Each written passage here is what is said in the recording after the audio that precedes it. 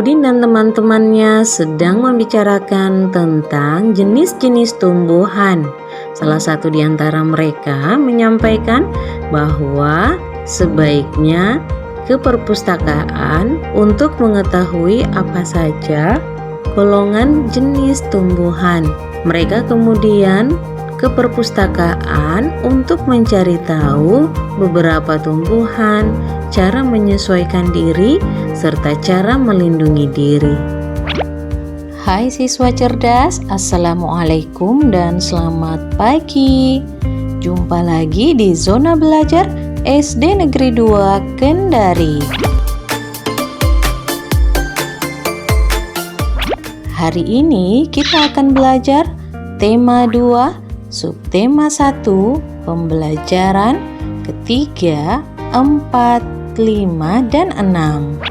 Tujuan pembelajaran kita mengidentifikasi cara tumbuhan melindungi diri, menuliskan informasi penting dalam bentuk peta pikiran, menuliskan pelaksanaan nilai-nilai persatuan dalam perbedaan di lingkungan keluarga, sekolah, dan masyarakat, mengidentifikasi makna proklamasi kemerdekaan dalam kehidupan sehari-hari, dan mengidentifikasi pola lantai tari tunggal, berpasangan, dan berkelompok.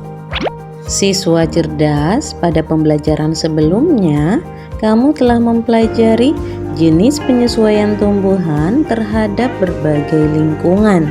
Selain penyesuaian diri, beberapa jenis tumbuhan memiliki ciri khusus sebagai perlindungan diri dari pemangsa, seperti pada tumbuhan teratai yang sebagian besar berada di permukaan air.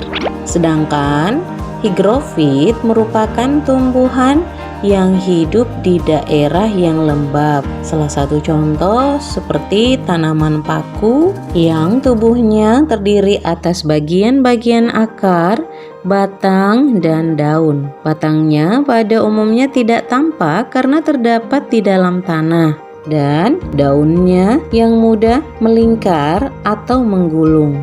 Pada xerophyt merupakan tumbuhan yang hidup di daerah yang kering. Tumbuhan ini memiliki daun tebal, sempit, kadang-kadang berubah bentuk menjadi bentuk duri, sisik, atau bahkan tidak mempunyai daun, seperti pada tanaman kaktus dan sebagainya. Seperti itulah cara tumbuhan menyesuaikan diri terhadap lingkungannya, dan tumbuhan juga dapat melindungi dirinya seperti pada bunga rafflesia dan bunga mawar yang memiliki cara masing-masing. Pada bunga rafflesia yang mengeluarkan bau, sedangkan pada bunga mawar melindungi dirinya dengan duri yang dimilikinya.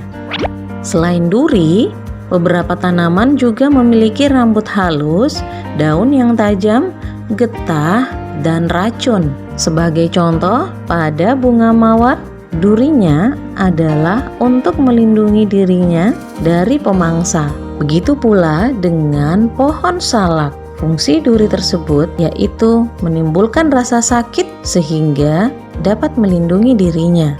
Selanjutnya, rambut halus pada tanaman bambu atau pada jagung dan tebu yang berada di permukaan batang maupun daunnya. Salah satu fungsi rambut halus tersebut adalah dapat menimbulkan rasa gatal bila disentuh oleh pemangsa.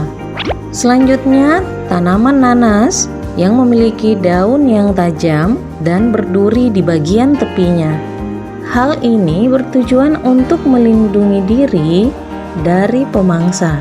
Selanjutnya, tanaman yang memiliki getah seperti pohon karet, sawo, pepaya, mangga, dan pohon nangka dapat menghasilkan getah jika tergores. Getah tersebut akan menempel pada tubuh hewan pemangsa sehingga hewan tersebut sulit untuk bergerak. Getahnya dapat menyebabkan perih pada kulit sehingga hewan-hewan tidak berani memakannya.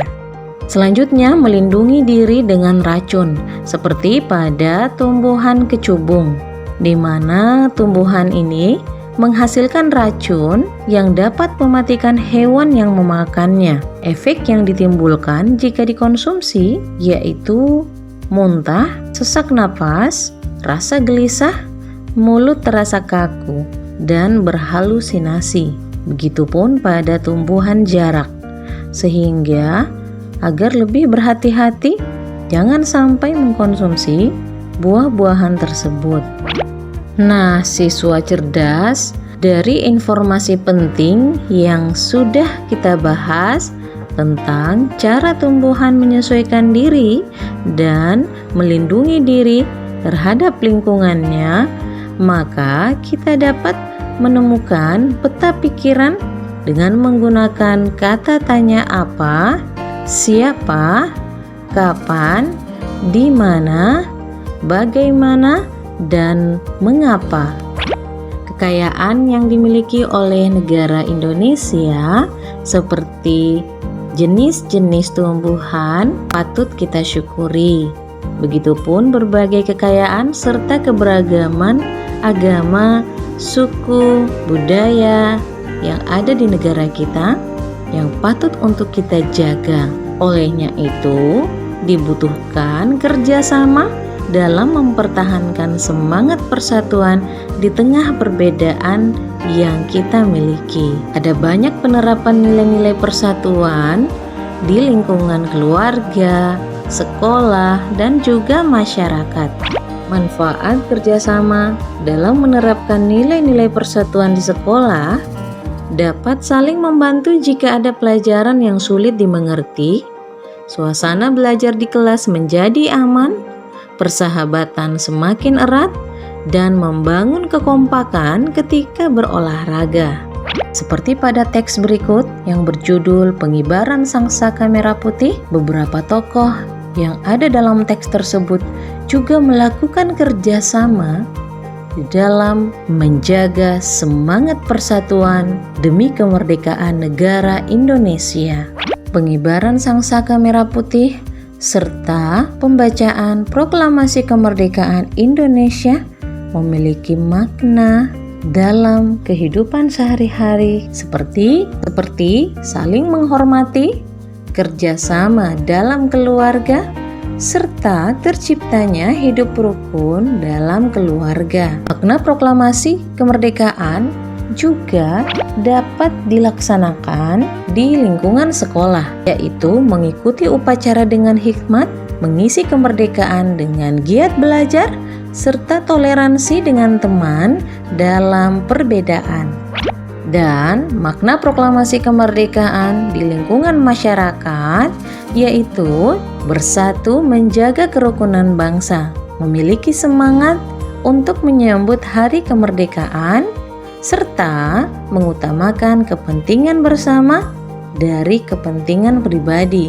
Dengan pola lantai juga memiliki nilai persatuan yang terkandung di dalamnya. Gerak yang dilakukan dengan kekompakan, bentuk formasi dari pola lantai, dan keseragaman gerakan juga menjadi salah satu contoh persatuan yang dapat diterapkan dalam kehidupan sehari-hari. Ada 3 bentuk penyajian tari, yaitu tari tunggal, tari berpasangan, dan berkelompok. Tari tunggal adalah tari yang dilakukan oleh satu penari atau banyak penari secara bersama. Pola lantai untuk tari tunggal dapat berbentuk pola horizontal, vertikal, atau diagonal. Contoh tari tunggal adalah tari jaipong dan tari topeng kelana. Tari berpasangan merupakan tari yang dilakukan oleh 2 orang penari. Tari berpasangan dapat dilakukan oleh banyak penari secara berpasang-pasangan. Pola lantai tari berpasangan dapat berbentuk pola horizontal, vertikal, atau diagonal. Contoh tari berpasangan adalah tari serampang 12 dan tari payung.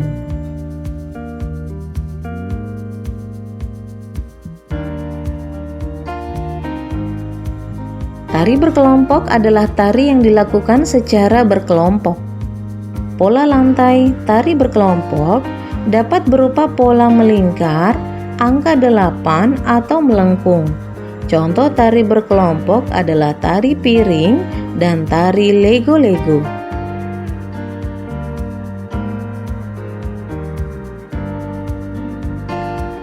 Siswa cerdas, demikian pertemuan kita pada hari ini. Sampai jumpa.